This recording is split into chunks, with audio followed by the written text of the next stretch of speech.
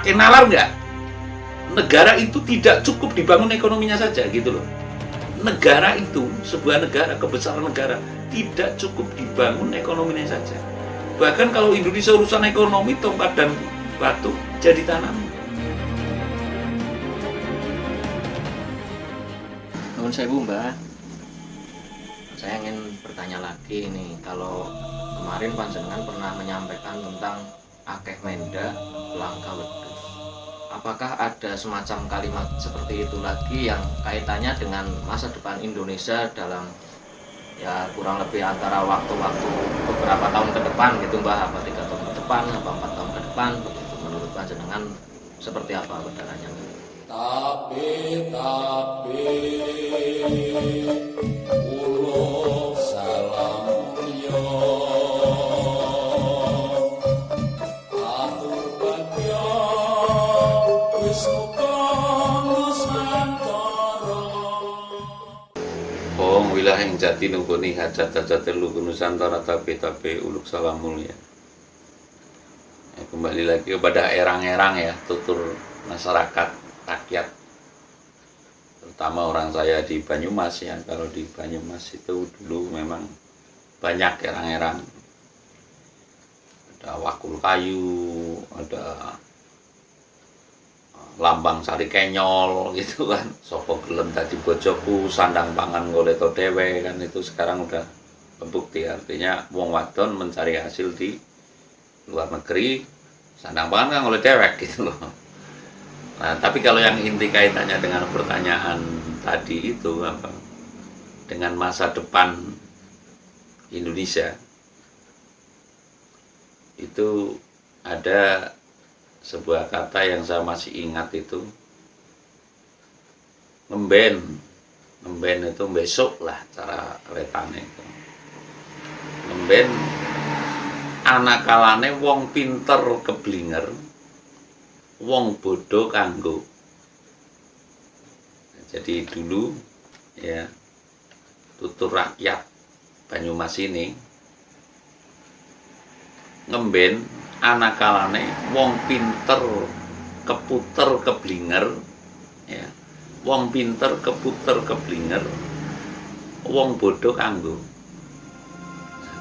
Merajut pada tatanan ini karena orang bodoh ini sembodo, orang pinter itu kuminter. Artinya begini, orang pinter dengan orang ngerti kan berbeda. Kalau orang bodoh ini waspodo, teliti, ngati-hati. Nah, pertanyaannya, adakah kewaspadaan para pemimpin sekarang? Pertanyaannya kembali lagi, adakah kewaspadaan para pemimpin sekarang? Kembali kepada basic bangsa ini. Basic bangsa ini itu sebenarnya kan, maaf, sekarang itu masih ada kiblatnya, Mas. Kalau mau menghayat ya, kalau mau mencari contoh, cipta gelar, contoh suku Baduy, suku Baduy apa yang di Banten, Baduy. Ini adalah sebuah kiblat untuk bangsa ini menseimbangkan, ya, untuk bangsa ini, tatanan negara yang makronya ini, Indonesia ini, Nusantara ini, untuk menseimbangkan tatanan yang dimaksud. Artinya basic bangsa kita itu apa? Gitu loh. Basic bangsa kita itu adalah bangsa yang gotong royong, sing ora nganggo etang karo itung tok. Kembali lagi ya, basic bangsa ini adalah orang yang gotong royong, kaum yang gotong royong. Nah, dulu waktu Bu Mega itu ada kabinet gotong royong, tapi prakteknya nggak gotong royong gitu loh. Artinya berat sama dipikul, ringan sama dijinjing dalam membentuk. Kira-kira dalam posisi yang demikian, suku Baduy, cipta gelar, suku Samin merasakan dahsyatnya keterpurukan ekonomi enggak? Tidak, Mbah, sebetulnya, Mbah. Tidak kan? Ini basic bangsa kita. Artinya pinter keblinger ini yang tidak mau tahu urusan basic bangsa, ya, urusan tatanan budaya, Padahal di situ sudah jelas kuncaraning bangsa karana luhuring budaya, artinya punya jati diri. Jangankan mengerti jati diri, sekarang jati lawang saja ibaratnya sudah pada nggak tahu gitu loh pemimpin sekarang. Pancasila saja banyak katanya DPR yang nggak hafal kan. Itu. Ini sudah betul-betul kehilangan jejak jati diri lah. Kembali kepada apa itu? Tatanan masa depan kalau dua terlalu cepat. Kalau 3, 4, 5 tahun, ya, 6 tahun itu sudah ukuran maksimal. Ini nanti akan ada saatnya, mungkin kemungkinan besar, wong pinter keblinger, keputer keblinger, wong bodoh kanggo. Nah, yang dimaksud wong bodoh kanggo dalam situasi yang menghadap seperti ini, yang slogan-slogannya sudah macam-macam, katanya ingin memajukan ekonomi. Pakai nalar nggak? Negara itu tidak cukup dibangun ekonominya saja gitu loh. Negara itu, sebuah negara, kebesaran negara tidak cukup dibangun ekonominya saja. Bahkan kalau Indonesia urusan ekonomi, tongkat dan batu jadi tanaman. Kita tanah surga. Ya. Namun sekarang sudah makmur, masih kurang makmur. Adanya itu konotasinya itu kurang terus. Jadi sebuah bangsa, sebangsa yang besar, bangsa yang itu harus berawal ditata dari jiwanya, bukan ditata dari lahirnya. Lah ini pada saatnya mungkin nanti, kemungkinan besar, menurut estimasi saya atau perkiraan saya gitu, antara 3, 4, 5 tahun ke depan, 6 tahun kelihatannya ini sudah ada perputaran keterbalikan itu 180 derajat apa ya? Ya kan? Jadi nanti rakyat akan mengatakan aku ora butuh wong pinter, itu loh. Lagi saya katakan pada saatnya nanti rakyat akan berbicara aku ora butuh wong pinter. Aku butuh wong sing ngerti, wong sing paham. Artinya ngerti kepada tatanan rasa kemanusiaan, ya. Ngerti terhadap tatanan bangsa ini yang harus bagaimana cara membawanya. Sekarang ibarat kapal kan bak nakoda yang ibaratnya katanya sudah wasis, tapi kompasnya ini ketinggalan. Bisa dipahami ya? Sehingga hanya perkiraan bintang saja, ini tahunya hanya siang malam kalau matahari terbit. Ibarat nakoda ini kompasnya ini ketinggalan. Kapalnya bagus, nakodanya bagus ya. Nakodanya pinter, ibaratnya awak ABK-nya, awak kapal itu ABK apa itu wah cantik-cantik lah, pokoknya sudah menarik sekali soalnya. Tapi akan kemana ini melaju? Akan dibawa kemana ini perahu Indonesia ini? Menuju apa ini? Menuju apa? Kacau, karena apa? Tidak punya jati diri. Nah, kembali lagi kepada basic Indonesia ini. Basic Indonesia ini adalah orang bodoh kanggo. Bisa jadi nanti tatanan ekonomi berguru kepada suku Baduy. Ini yang dimaksud dengan wong pinter keputer keblinger, wong bodoh kanggo. Tapi apakah itu enggak ini Mbak, kalau kembali ke, maaf kata istilahnya, ke paham kesukuan kayak semacam suku Baduy itu kan tradisional begitu Mbak. Nah itu nanti ketinggalan zaman gitu. Zaman itu kan ada batasan, Mas. Siapa tahu nanti ada penyakit yang namanya apa sehingga menempelnya kepada gelas-gelas kaca umpamanya, bisa saja Mas. Karena ini faktor alam yang menghendaki, bukan faktor otak manusia. Bisa dipahami nggak ini kata-kata saya? Pada saatnya mungkin ada satu saat orang menghindari memakai seperti plastik kayak gitu kan. Bisa jadi yang alami kepada bumbu karena anjuran dari WHO, bisa-bisa saja. Karena ini memang sebuah, bukan berarti menampik teknologi loh ya. Tapi teknologi yang dimaksud ini teknologi yang berdasarkan iman, bukan iman berdasarkan teknologi. Contoh kecil, iman berdasarkan teknologi. Sekarang kepengen jadi ustadz, buka di YouTube, tidak ngelakoni. Bisa dipahami itu ya. Tidak ngelakoni bagaimana menjadi santri, kebaktiannya kepada kiai, bagaimana menjadi santri kebaktiannya kepada dirinya sendiri, ya kan? Bagaimana menjadi santri, kebaktian terhadap lingkungan, sehingga sekarang di YouTube buka ini langsung praktek. Contoh banyak, karena polling SMS menjadi ini lah. Sekarang yang lebih ngerti, lebih bisa, ya, lebih paham, karena tidak mengikuti polling SMS, ya, sehingga kan kandas, tenggelam, walaupun sudah di ranah itu karena kalah modal, sehingga tidak jadi menjadi tereliminasi, apa itu namanya, Tidak lulus lah ya. tidak lolos karena kurangnya SMS. Pemdanya tidak mendukung. Ini sistem apa? Ya kan, umpamanya Cilacap. Waktu Cilacap kan ada itu namanya Putri Mumpuni apa siapa itu, ya kan?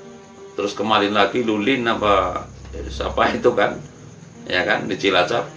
Itu kan karena, tapi ketika turun ke masyarakat bisa kamu praktekkan itu adanya, ibaratnya kulak dia atau jere. Menurut saya sih, karena saya pernah mendengarin dua-duanya, saya pernah pengajian, wah ini artinya powernya, bobotnya ini nggak ada. Saya percaya kalau mungkin keluasan karena itu ya karena dipoles ya, tapi kalau bobotnya nggak ada, anane ya kulak dia atau jere, tiru-tiru, jati dirinya itu nggak ada. Contoh itu yang si A mengikuti ceramah si B gitu, si B mengikuti ceramah si A, itu hanya kulak dan atau jari, tapi hayatan yang diceritakan dari power pribadinya itu nggak ada sama sekali. Nah, kembali lagi kepada topik ini, apa, erang-erang ya, kalau orang Banyumas ini erang-erang, wong pinter keputer keblinger, wong bodoh itu kanggo. Nanti pada saatnya nanti akan ono wong bodoh kanggo, dan itu akan terjawab. Sekarang kan belum ya. Aku ora butuh wong gagah, aku ora butuh wong pinter, aku ora butuh wong sugih gitu. Aku mau butuh ini people loh ya, masyarakat ya. Power people lah cara nunya itu. Ya, justice of people yang mengatakan nanti butuh wong sing ngerti, sing bisa gawe damai, tentram, sejahteranya. Untuk apa jadi presiden apabila tidak bisa menjadi ibaratnya tonggak, bisa mendamaikan masyarakat, mengkondisikan masyarakat yang damai, tentram, sejahtera. Untuk apa jadi kepala desa? Untuk apa engkau jadi bupati? Artinya naungan masyarakat ini kan ketika datang ke istana, wah akan mendapat pertolongan, ternyata juga tidak. Datang ke kabupaten akan mendapat pertolongan, yang di desa datang ke kepala desa bisa mengayomi, ternyata juga tidak, karena memang yaitu akeh mendalang kawedus itu kemarin. Jadi kepala desa tapi jiwanya jiwa dagang gitu, taunya untung rugi. Ya namanya jiwa dagang kan maunya untung, nggak mau rugi. Itu kan jeleknya orang berjiwa dagang kan di situ. Orang bisa telaku pakai itu. Sehingga dalam posisi yang demikian kita ya berupaya, tapi seolah-olah hanya keajaiban saja, sesuai dengan apa skema atau erang-erang leluhur ini. Nanti ada saatnya wong pinter keblinger ya, keputer keblinger, wong bodoh kanggo, dan niscaya itu tidak akan berlama-lama lagi. Jadi semakin kesini alam ini semakin mendesak. Sudah ada corona, katanya harus social distancing apa itu. Nah, ketika ada terjadi kayak di Garut itu apa banjir, terus apa air bah itu, mau social distancing seperti apa gitu kan ibaratnya tidak lah itu mungkin lah. Artinya ini aturan-aturan manusia adalah bukan aturan Tuhan. Nah, ketika kekuatan alam sudah berbicara, ibaratnya nanti adanya tsunami, wah aturan sekarang wah kan harus begini menurut si A, menurut si B. Tapi apakah nanti mungkin apabila tsunami, agamamu apa? Ya nggak mungkin. Akan lari bersama mencari selamat. Ini yang dimaksud. Ketika jembatan itu runtuh, niscaya rakyat akan sangat berguna. Ketika jembatan itu runtuh, niscaya rakyat itu akan berguna. Sekarang kalau penilaian yang lebih jauh, ibaratnya ada masker itu kan kemungkinan besar, kalau secara istilah saya, masker itu mungkin akan kembali ke masa kerajaan. Sekarang lagi ciptaker ini kan. Nah, kalau kembali kepada basic, maaf kata ya, bangsa ini bukan bangsa yang dagang tenaga, itu bukan gitu loh. Jadi ketika kita itu akan, wah, uang tenaga kok anugerah Tuhan kok terima dibayar UMK, itu malu. Tapi kalau dengan pengabdian itu loh, dengan pengabdian yang contoh lah, sekarang kan masih ada itu di Jogja Pak ya, abdi dalam itu gajinya cuma berapa? 2.500 masih ada sampai sekarang. Tapi karena yang dicari keberkahan, ini basic bangsa Indonesia sih. Nah, ini topik yang menarik, Mbak. Sedikit nih. Jadi terkait pengabdian. Mungkin sekilas saya menyimak dalam lingkup sekarang yang masih berlaku selain di dalam keraton itu, di pesantren juga ada yang seperti itu, Mbak. Menurut panjenengan seperti apa? Begini Mas, kalau saya gitu loh, ini kan menjelang merdeka itu, NU itu berdiri tahun berapa? 26 ya. Kalau Muhammadiyah 18 kan, lebih dulu Muhammadiyah daripada. Artinya takdimiyah di Arab nggak ada Mas, maaf kata, yang takdimnya, pengabdiannya itu seperti di sini itu nggak ada. Ibaratnya pesantren di Arab yang cara nunya dungku begini kepada alum-alumnya itu, saya rasa tidak begitu. Kira-kira artinya tabiat seperti ini mencontoh Keraton Jogja apa enggak yang saya maksud?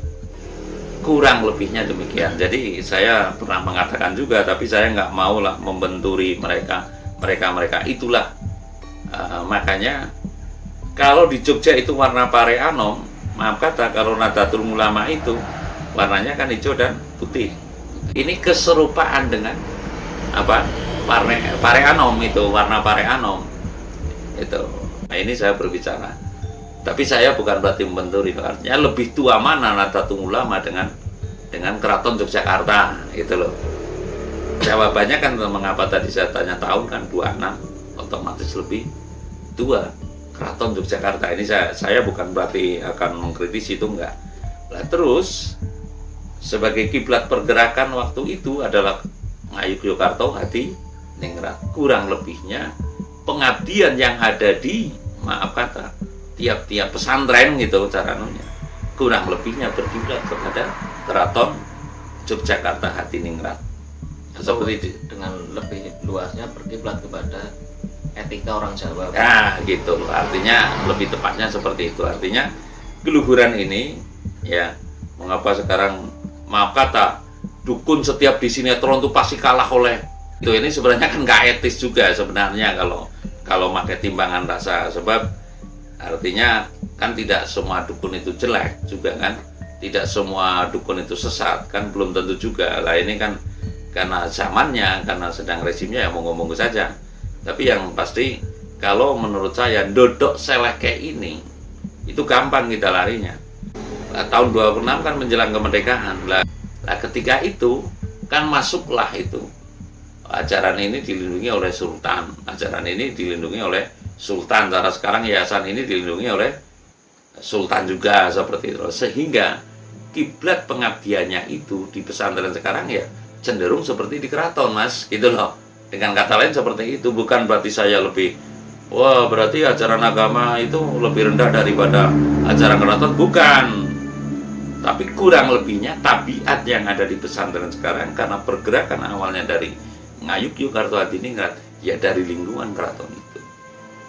Begitu. Jadi balik lagi nanti pada saatnya wong bodoh kanggo, wong pinter keblinger, keputer keblinger. Niscaya itu tidak akan lama karena jerit masyarakat ini sudah sangat-sangat jane wis ora kuat mung dikuat-kuatke.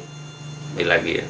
Masyarakat sekarang jane wis ora kuat gitu loh. Tapi itulah hebatnya orang Jawa, banyak jalan tol, ada penyeberangannya nggak terjun bunuh diri, nggak kayak orang Jepang. Hebatnya itu orang bangsa ini, sehingga kita patut berbangga menjadi bangsa yang betul-betul orang mung jere, tapi keimanannya itu betul-betul teruji. Sudah peliknya seperti ini, rakyat sekarang sudah dihimpit oleh koperasi, tapi nyatanya prakteknya adalah, maaf kata, rentenisasi. Sudah masuk ke desa, sudah peliknya bukan main. ya, kesulitan ekonomi, terutama ekonomi itu keuangan gitu yang saya maksud. Sudah luar biasa, apa-apa serba biaya, tapi belum juga pada bunuh diri, atau saya juga berdoa jangan gitu loh. Tapi itulah hebatnya bangsa kita. Ya, tetap masih bersyukur, syukurlah kita masih hidup. Tinggal nunggu saja nanti wong bodoh kanggo, wong pinter keblinger. Saya itu akan terwujud dalam waktu-waktu dekat ini. Saya pun juga berdoa, saya pun juga ikut negeske lah. Kok alam seperti ini banget sih? Akan dibawa kemana? Ya Tuhanku, sang penguasa langit dan bumi, yang menciptakan langit dan bumi. Ini manusia sudah setengah hampir tidak kuat. Kalau bilang setengah mati, nyatanya masih hidup gitu kan. Artinya sudah persasat ora kuat-kuat toh. Jadi mohonlah kalau memang itu cerita rakyat wong bodoh kanggo, wong pinter keblinger, segerakanlah. Ya, segerakanlah, ini akan diwujudkan dengan Mahabharata. Kalau Ciptakar itu menurut saya alam ini sedang mencipta dengan konsep mungkin kerajaan yang tidak buang-buang anggaran untuk membayar DPR, yang tidak buang-buang anggaran untuk, ya biarin saja kalau memang rajanya harus kaya nggak apa-apa gitu loh. Tapi bukan berarti saya mendambakan, bukan berarti saya menyusun kekuatan untuk itu. Kemungkinan ini merupakan tanda-tanda kerotobosonya, mungkin masker masa kerajaan kalau saya tafsirnya, kembali kepada monarki yang berdasarkan kepada kewahyuan. Ya nantinya kita nggak tahu juga, tapi niscaya ini akan terwujud. Setidaknya wong bodoh kanggo, wong pinter keblinger. Kanggo dalam arti karena betul-betul niat tulus mengayomi rakyatnya. Terima kasih.